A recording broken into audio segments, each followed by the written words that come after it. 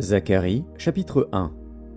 Le 8e mois, la seconde année de Darius, la parole de l'Éternel fut adressée à Zacharie, fils de Béréchia, fils d'Iddo, le prophète, en ces mots. L'Éternel a été très irrité contre vos pères. Dis-leur donc, ainsi parle l'Éternel des armées, revenez à moi, dit l'Éternel des armées, et je reviendrai à vous, dit l'Éternel des armées. Ne soyez pas comme vos pères, auxquels s'adressaient les premiers prophètes, en disant, ainsi parle l'Éternel des armées, détournez-vous de vos mauvaises voies, de vos mauvaises actions. Mais ils n'écoutèrent pas, ils ne firent pas attention à moi, dit l'Éternel. Vos pères, où sont-ils?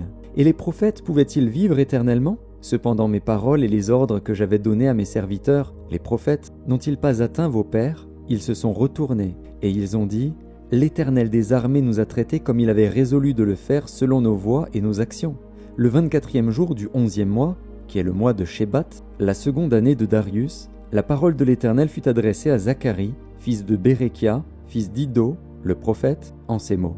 Je regardais pendant la nuit, et voici, un homme était monté sur un cheval roux, et se tenait parmi des myrtes dans un lieu ombragé. Il y avait derrière lui des chevaux roux, fauves et blancs. Je dis, qui sont ces chevaux, mon Seigneur? Et l'ange qui parlait avec moi me dit, je te ferai voir qui sont ces chevaux. L'homme qui se tenait parmi les myrtes prit la parole et dit, ce sont ceux que l'Éternel a envoyés pour parcourir la terre. Et ils s'adressèrent à l'ange de l'Éternel qui se tenait parmi les myrtes. Et ils dirent, nous avons parcouru la terre, et voici, toute la terre est en repos et tranquille. Alors l'ange de l'Éternel prit la parole et dit, Éternel des armées, jusque à quand n'auras-tu pas compassion de Jérusalem et des villes de Juda, contre lesquelles tu es irrité depuis 70 ans? L'Éternel répondit par de bonnes paroles, par des paroles de consolation, à l'ange qui parlait avec moi. Et l'ange qui parlait avec moi me dit, crie et dis, ainsi parle l'Éternel des armées, je suis ému d'une grande jalousie pour Jérusalem et pour Sion, et je suis saisi d'une grande irritation contre les nations orgueilleuses, car je n'étais que peu irrité, mais elles ont contribué au mal. C'est pourquoi ainsi parle l'Éternel, je reviens à Jérusalem avec compassion. Ma maison y sera rebâtie, et le cordeau sera étendu sur Jérusalem. Crie de nouveau, et dis, ainsi parle l'Éternel des armées, mes villes auront encore des biens en abondance. L'Éternel consolera encore Sion, il choisira encore Jérusalem.